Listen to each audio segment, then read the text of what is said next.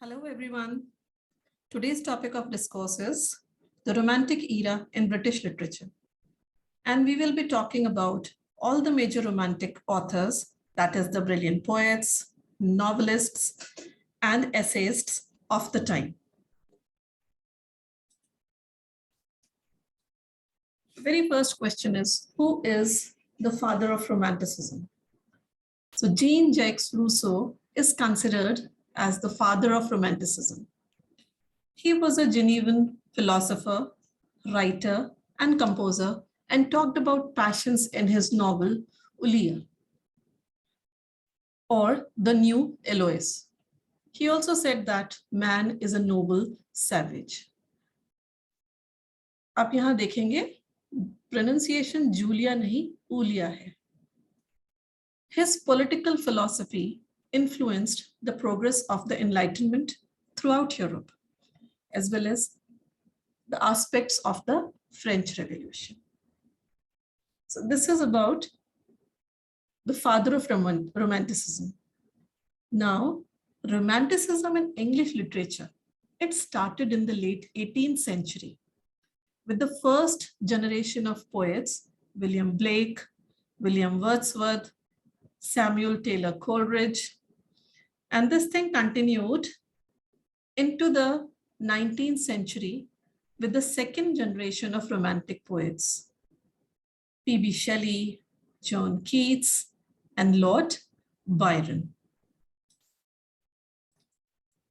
So Romanticism, it was an artistic, literary, and intellectual movement that originated in Europe around year 1798, and it ended in approximately 1837.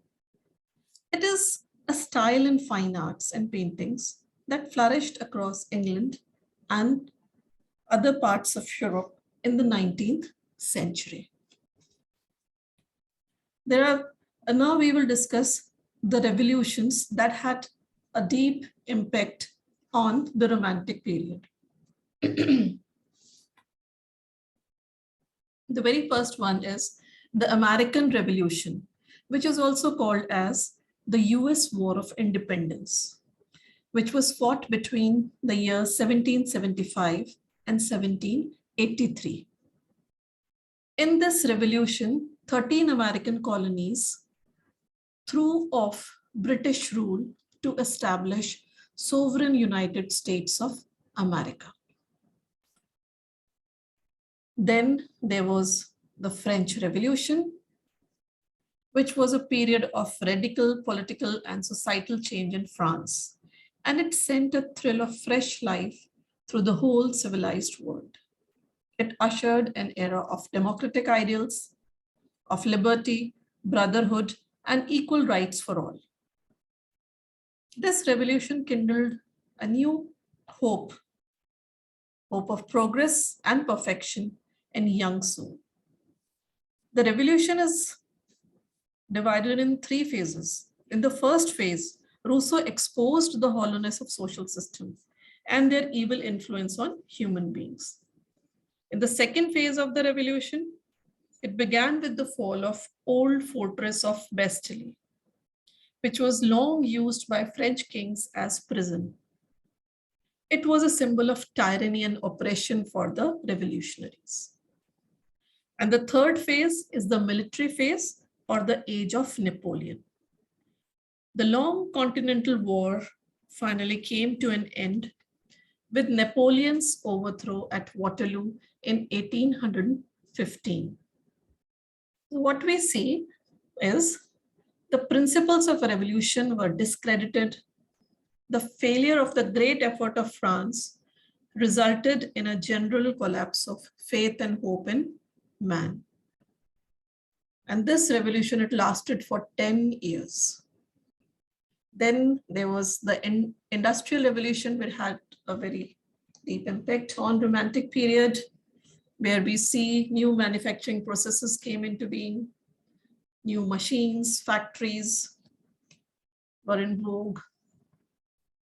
The Enlightenment, it was a dramatic revolution in science, philosophy, politics, etc., that swept away the medieval worldview.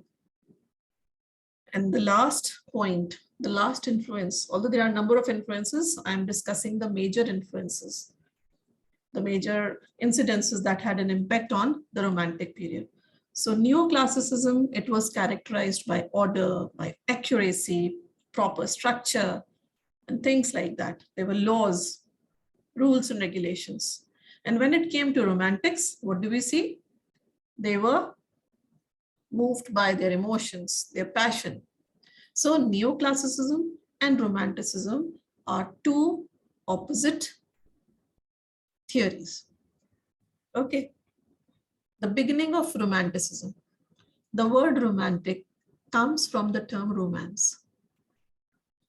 It is a popular genre of medieval literature. Romance is old French word, and Romans refer to the act of writing in Roman or Latin. That was considered as the language for educated classes. So this is how this term came into existence. And the beginning may be traced back to the early part of the 18th century, the year 1798, when lyrical ballad was composed. Wordsworth and Coleridge, they wrote it in collaboration. So Wordsworth and Coleridge, they gave a definite shape to Romanticism. Thomson, Gray, and Collins were the precursors of the glimmering movement, which showed new trends in writing. So what do we see? After the Romantic revival, there was a change in the writing style. The trend completely changed. Heroic couplets replaced by the Spenserian stanza and the Miltonic blank verse. There was love of nature, humanism, lyrics. The poems were lyrical, elegiac notes were used, and we see that there was interest in medieval past. That interest in the past reappeared in the Romantic era. And Romantic revival, what does it mean? The term revival, it indicates return to the literature of romantic qualities of Elizabethan age. Now coming to the characteristics of Romanticism. In Romanticism, importance is given to unbridled imagination. That is, from the real lives of people to the imagination of Gothic tales, fairy tales, science fiction, etc. What do we see? The artist is not bound down by any law, apart from the law of his own artistic genius. See, neoclassicism जो romanticism से पहले था, उसमें rules and regulations थे, law थे, accuracy थी, particular structure को follow किया जाता था. But जब romanticism, the romantic period आया, तो हम क्या देखते हैं? Base जो था वो imagination. उनके लिए कोई law नहीं था, किसी law से बंधे हुए नहीं थे, बल्कि उनका खुद का genius ही उनको motivate करता था लिखने के लिए. और हम देखते हैं जो रोमांटिक पीरियड की जो पोम्स हैं, जो कविताएं हैं, उसमें इमेजिनेशन का भरपूर प्रयोग किया गया है. गॉथिक टेल्स हैं जहां हम देखते हैं कि स्पिरिट्स के बारे में और ऐसी इंसिडेंसेस जो रियलिटी से थोड़े परे होते हैं, उस पर भी कहानियां लिखी गई. फेरी टेल्स, परियों की कथाएं, साइंस फिक्शन, सब चीजें जो थी ये रोमांटिक पीरियड में शुरुआत हुई. Then there was glow of passion and emotion. This was the major characteristic of the poem. The poems were decked with passion and emotion. There was love of nature. All the lovers of nature have expressed in poetry their emotional reactions to her beauty and magic. कि nature कितना खूबसूरत, प्रकृति कितनी खूबसूरत और कितनी जादुई है, ये हम उनकी पोम्स को जब पढ़ते हैं रोमांटिक्स की, तो हमें पता चलता है. Love for elemental simplicities of life. So Rousseau calls it return to nature. उनका क्या कहना है? वापस प्रकृति की गोद में, which was part of naturalism. We also get idea of Blake and Wordsworth childhood in this period. आपने प्रिल्यूड पढ़ी है, उसमें आपने देखा है वर्ड्सवर्थ के चाइल्डहुड इंसिडेंसेस जो हैं उन्हें बताया गया है. स्टोलन बोट जो है एक इंसिडेंस है, how he steals the eggs from the nest of the bird. There are 8 incidences that have been discussed in the poem.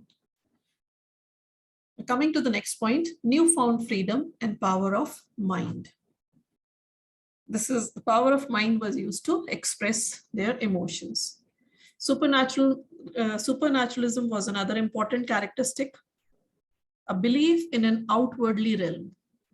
क्या माना जाता था? एक और संसार है यहाँ से परे, और रियलिटी यानी इस सच्चाई और इस संसार से परे एक और संसार है. And it refers to events and beings which are above nature's law. हमने ऐसी बहुत सी कहानियां पढ़ी हैं जिसमें हमने सुपरनैचुरल एलिमेंट्स को देखा है. ऐसी बहुत सी पोम्स पढ़ी हैं, जैसे rhyme of the ancient Marina. उसमें आपने देखा, आपने पढ़ा था डेथ को कैसे इन्होंने पर्सोनिफाई किया है, किस तरह से डेथ बोट एक बड़े से शिप में आती है ना.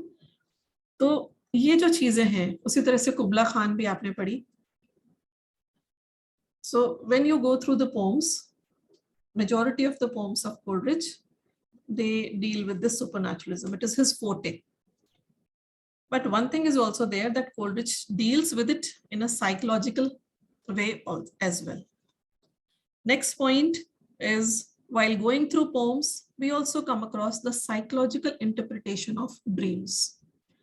कई तरह के सपने देखे जाते हैं और उन सपनों का कुछ अलग ही इंटरप्रिटेशन, कुछ अलग ही मतलब होता है. वैसे भी एस.टी. कोलरिज के लिए कहा जाता था, he was an addict of opium. He was fond of consuming opium. So बहुत सारी जो उनकी पोम्स हैं वो ओपियम के नशे में ही उन्होंने लिखी थी. जब उन्होंने कुबला खान लिखी, so he was under the influence of opium. He slept. When he woke up, he had a particular theme. उनके मन में एक विचार आ चुका था कि इस तरह से मुझे लिखना है. He started jotting it down. Suddenly there was someone on the door.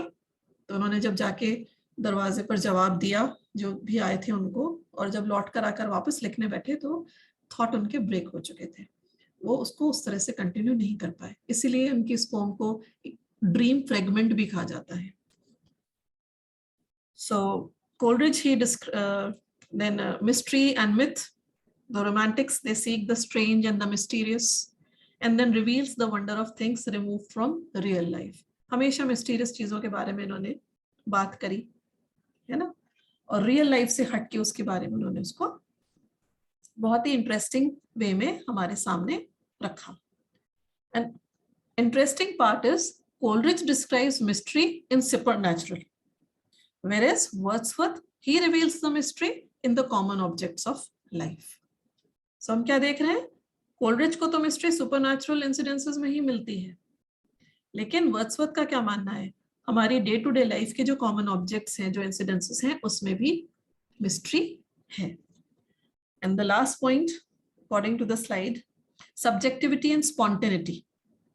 So the romantics, they were concerned not so much with the external factors as they were concerned with their own feelings and emotions. यानी बाहर का जो विषय है, जो देख रहे हैं, सुन रहे हैं, कर रहे हैं, उसका उतना नहीं, बल्कि उनके खुद की इमोशंस का, अपनी खुद की फीलिंग्स का, भावना का उन पे ज्यादा प्रभाव होता था. इसीलिए आपको ध्यान होगा विलियम वर्ड्सवर्थ ने डेफिनेशन भी दी थी व्हाट इज पोइट्री, कि poetry to these romantics was the spontaneous overflow of powerful feeling. It was a spontaneous overflow of powerful feelings. Now coming to the romantic authors, the poets, the major novelists, and the essayists. See, it is difficult to take the name of all the writers of the time. So मैंने यहाँ पर आपके लिए जो prominent major writers हैं उनके नाम और year mention किए हैं. The poets: William Wordsworth, William Blake, S.T. Coleridge, Lord Byron, P.B. Shelley, John Keats, major novelists, Jane Austen, Emily Bronte, Charlotte Bronte, Mary Shelley, and Sir Walter Scott. The essayists, आपने ये अपने school college में इनमें से काफी सारे writers को, authors को पढ़ा है. William Hazlitt, Charles Lamb and Thomas De Quincey. अब मैं यहाँ पे शुरुआत जो है, इतने सारे जो हमारे पास ऑथर्स हैं उनमें से कुछ जो इम्पोर्टेंट हैं, जो मेजर राइटर्स हैं, उनके कुछ वर्क्स को आपके साथ में डिस्कस करूंगी. सो टू बिगिन विद, हम वर्ड्सवर्थ की जो पोइट्री की डेफिनेशन है वहां से शुरू करते हैं. So according to Wordsworth, poetry is a spontaneous overflow of powerful feelings recollected in tranquillity. So अब ये डेफिनेशन हमें क्या कह रही है? पहली चीज जो वो हमें बता रही है वो क्या है? रिकलेक्शन, यानी वापस से जब हम याद करते हैं. ट्रैंक्विलिटी, बिल्कुल काम, सीरीन, शांत वातावरण में.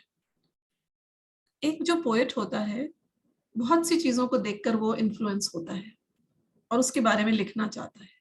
लेकिन जैसे मार्केट प्लेस में है, कहीं नेचर, किसी लैंडस्केप पे खड़े हुए हैं, तो हम ये एक्सपेक्ट नहीं करते कि वो वहां पर लिखना शुरू कर देगा, है ना. तो बहुत सी चीजें उसके मन में, उसके सबकॉन्शियस में जमा हो जाती है, इकट्ठी हो जाती है.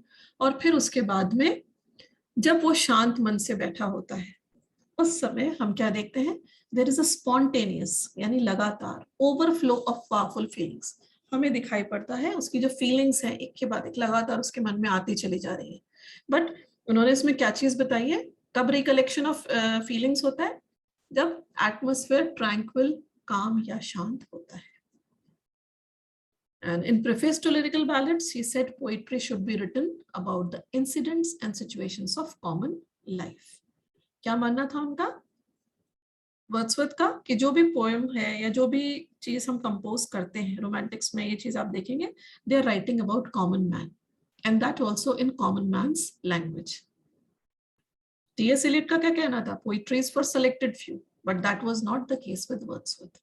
उनका मानना था सभी के लिए है, तो इसलिए जो लैंग्वेज यूज होनी चाहिए वो भी ऐसी हो जो कॉमन लोगों को समझ में आए, हर एक को समझ में आए, और हर एक जना उससे एक एस्थेटिक प्लेजर उस पोइट्री को, उस नॉवल को या ऐसे को पढ़कर महसूस कर सके. And for Wordsworth, nature was his teacher, his preacher, friend, philosopher, and also his guide, जो उसको समय समय पे बताते थे क्या सही है, क्या गलत है. So an account of growth of his mind is given in The Prelude, or Growth of a Poet's Mind. And most of you, I believe, or number of you must have read Tintin Abbey as well. His life can be divided in 4 stages. The first stage is when the natural objects developed in him a calmness and tranquility. First stage वो थी जब उन्होंने शांत महसूस करना शुरू किया nature की कंपनी में. I would quote his line, the visible scene would enter unaware into his mind with all its solemn imagery. यानी जो देखते थे अनअवेयर, बिना उनको पता भी नहीं चलता था, और वो उनके अंदर वो इमेजरी कहीं उनके माइंड में कहीं जाकर सेव हो जाती थी. The next stage followed the period of senses. To quote, the sounded cataract haunted me like a passion.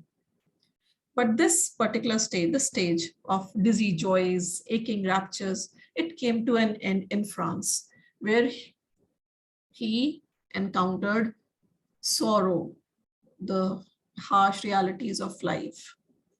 He met the love of his life there, and they were blessed with a daughter, Caroline.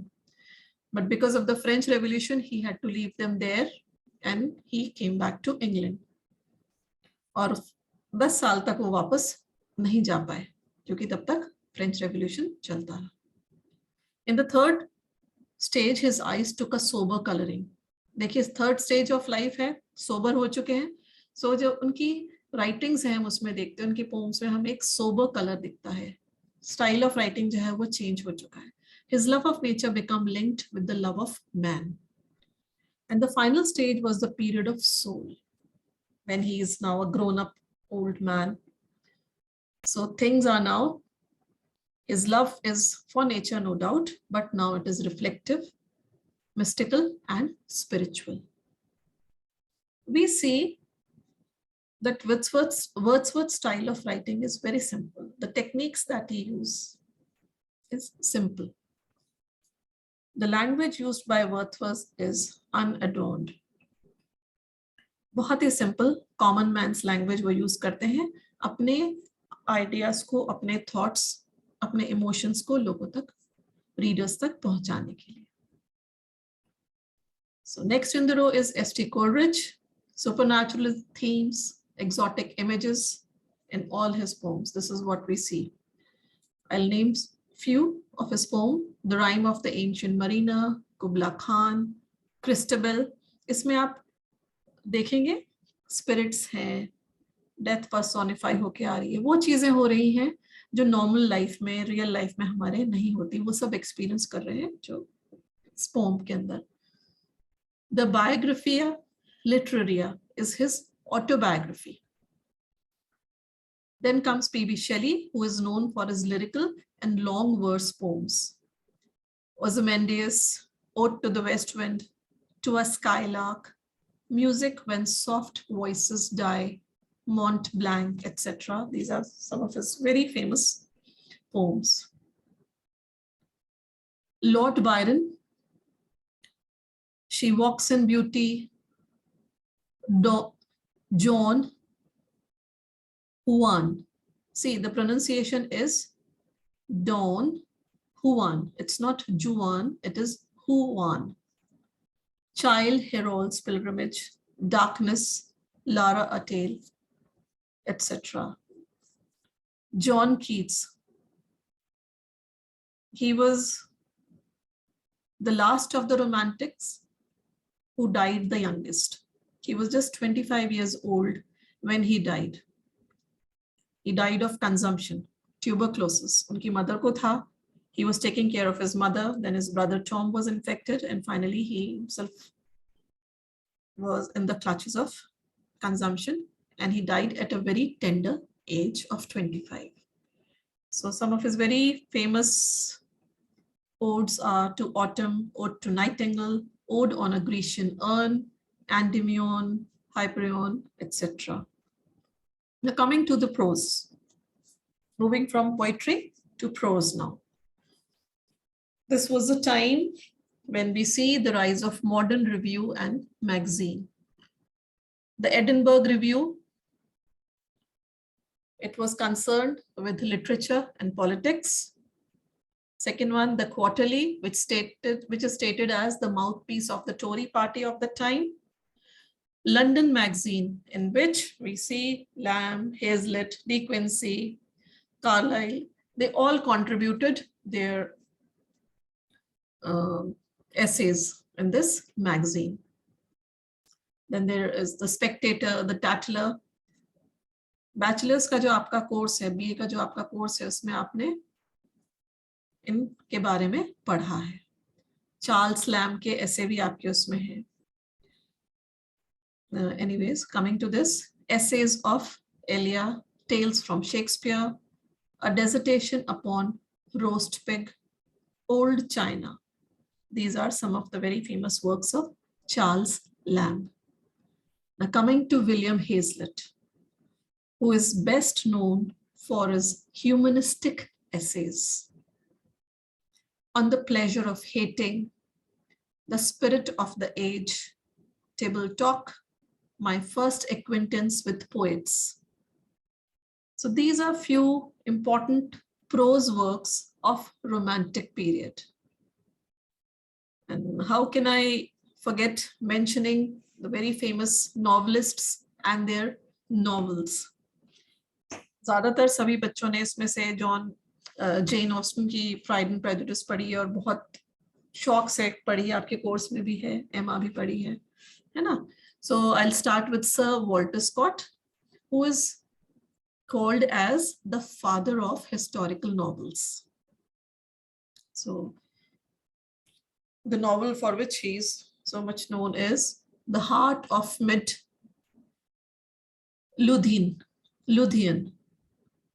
The heart of myth, Luthean. Pronunciation is not Luthean, it is Luthean. And it is a very famous historical novel of his. Second one is Count Robert of Paris, Ivanhoe. I hope few of you must have read this. And if you have not, I would recommend, do go through it. The Surgeon's Daughter. Then come Jane Austen. Girls में तो बहुत ही famous रही है इनकी novels जो हैं. And when we go through her work, we find it a mix of neoclassicism and romanticism. आपको neoclassicism के और romanticism दोनों के traits इसमें देखने को इनकी नॉवेल्स में मिलेंगे. Pride and Prejudice, Emma, Sense and Sensibility, Persuasion and Mansfield Park.